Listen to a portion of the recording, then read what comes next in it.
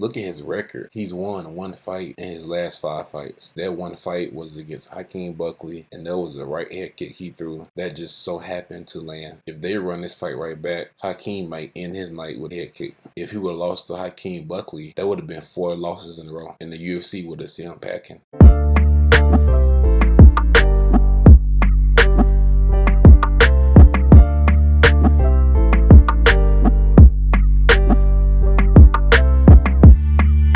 Okay, we got another video for y'all, but first, like the video and subscribe. This is actually an easy one for me. I don't know who made this matchup, but they wrong for this. UFC in Paris. We have Alessio D. Chirico versus Roman Kopylov. I'm not gonna lie to y'all, I'm not a big fan of Alessio.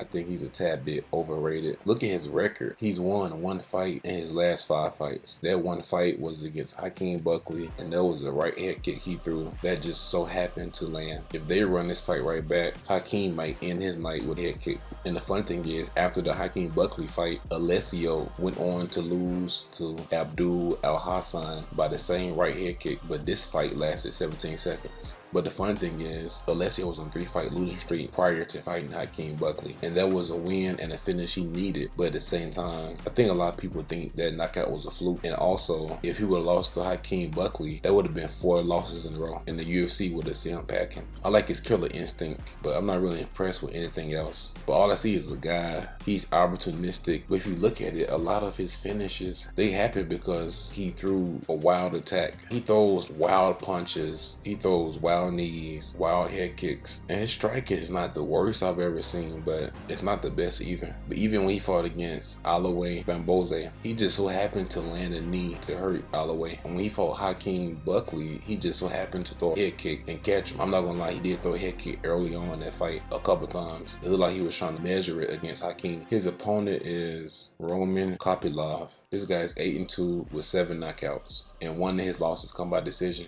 The thing that stands out with Roman is he has 1 loss by submission, 1 loss by decision. But that 1 loss by decision comes to Carl Roberson. For you to make your UFC debut and get submitted by Carl Roberson, and then on top of that, Carl was really beating him on the feet too. This is not the best look for Roman. And then he lost his second fight to Albert Duraev, but that's not the worst loss because Albert is not a bad fighter at all. But you're 0-2 in the UFC. Some of these guys, they look like world beaters outside the UFC, but then they can never win 1 fight in the UFC.